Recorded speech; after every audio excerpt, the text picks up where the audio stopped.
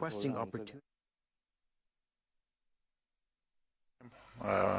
Masamon amenewa tifuna kuti a parliament akulumbiriseni ndeti apemphe a parliament kuti apange administer oath.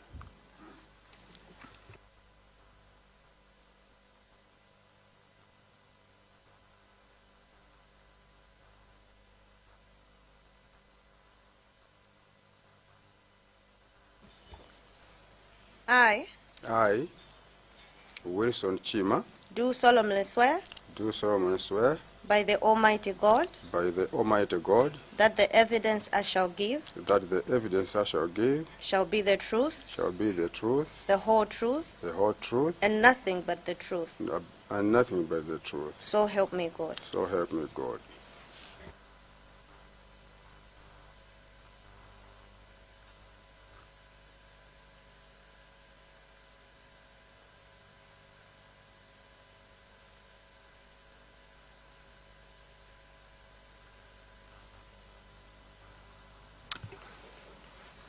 Mr. Chima,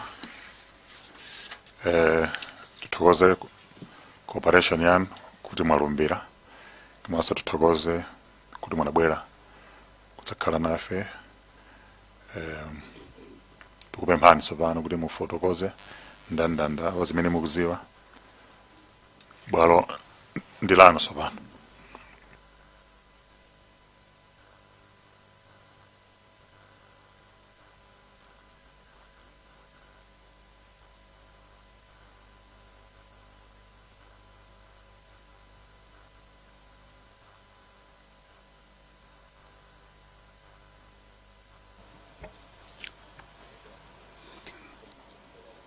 I return to submission to the parliamentary ad hoc committee on the Chikangawa plane crash inquiry, Friday 19th June 2026,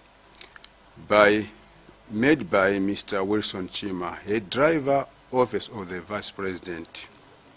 1. On the evening of 8th June 2024, I received a telephone call from the Deputy Director of Administration that I should alert drivers for Madam Mary Chirima, spouse to the late Vice President Dr. Saulus Klaus Chirima, may his soul rest in peace, that they will travel to Nkatabe, where Madam Chirima would attend the funeral of the late Laf Kasambala on 10th June 2024.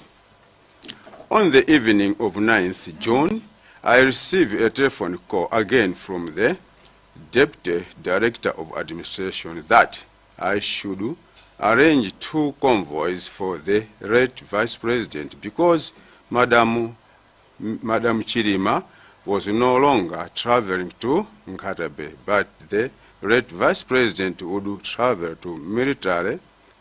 by military aircraft to Mzozo and then by road to Nkatabe. Convoy to Mzuzu left on 10th June 2024 at 5 o'clock.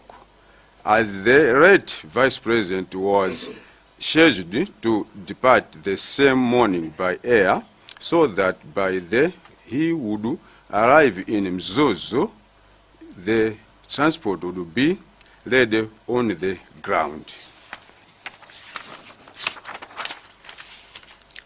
The other convoy was to take the late Vice President from his residence to the airport and also welcome him when he will be come back from Nkatabe the same day. I also left from Zuzu with the officers with other officers on the morning of 10th June 2024. West in Mzozo, I read that the aircraft that was carrying the late Vice President had returned to Lilongwe due to bad weather. After some time, the convoy that was at Mzuzu Airport left to be parked at Mzuzu Police Station, waiting further details. The OVP security operation officer communicated to his colleague in Lilongwe to go to the airport and welcome the late Vice President when there was news that the aircraft had returned.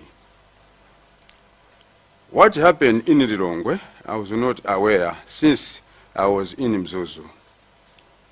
I heard during the day that the aircraft was missing and security officers went to search for it. The following day, I heard that the aircraft was allocated at Ntungwa where it crashed with no survivors.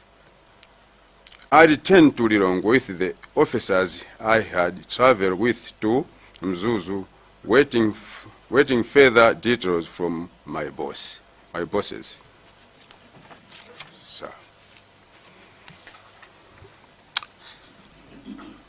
Tokoza chifukwa cha report yanu imene ili mwachimvekere kuti inu mudatsogola Mzuzu de mwina ma members ngatani mafunso koza kufunsana do akasangaza. Zikomo kwambiri chair. Ndimangofuna ndidziwe kunena kuti munafotokoza mu statement yanu kuti ntchito yoyamba inali yonena imene munapatsidwa inali yoti mutenga maimele Chilima kuti magalimoto anakonzedwa kuti maimele Chilima apite ku Mzuzu. Sindodziwa kuti program imene inasintha nthawi yanji. Program imeneyi inasintha nthawi yakumadzulo monga ndanena mukatimo. Inuyo munauzidwa nthawi yanji kuti maimele Chilima apita ku maliro alafu Kasambala. Chair, inalinso nthawi yakumadzulo.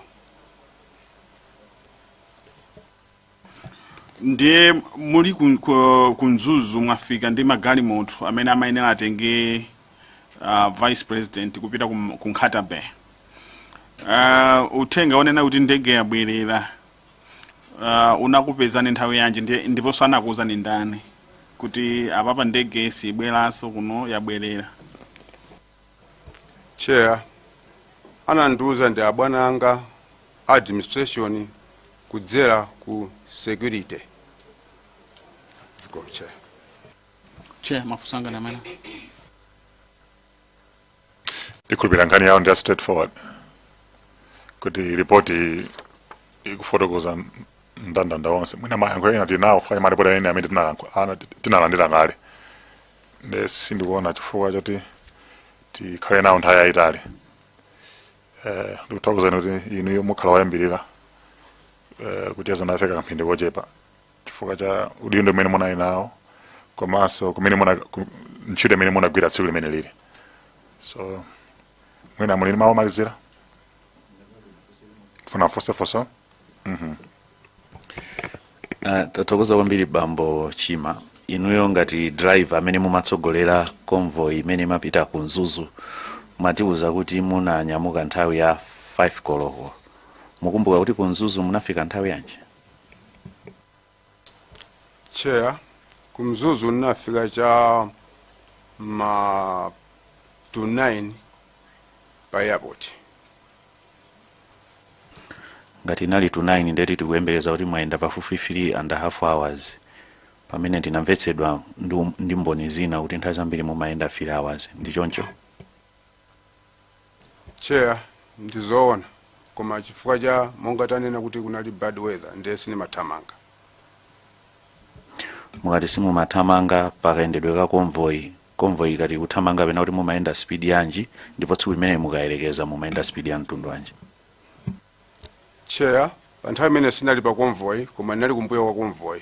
Kutsala ndi convoy kuti chinthu chonse imene chingachitike ine monga head driver ndimene kuti ndichipanga attend pa galimoto imene atsalira. Timasuleni bwinobwino poti ife siri uzitsata mumatsatira convoy kapena simunali pa convoy.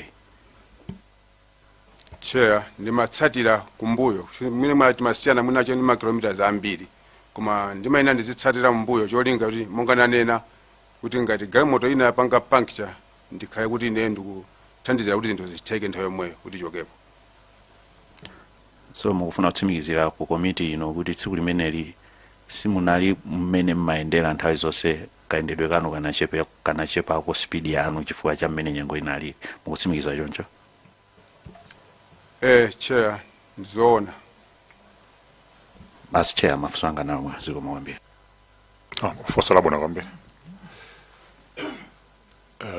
Ndikulupira ano ndi matero azokambirana zathu. Chima muli ndi mawu ena aliwonse? Chair, mawu ndilibe ambiri. Tifuneni zabwino zonse. Kale ndi wiki yopambana. Zikomo chair. Zikomo.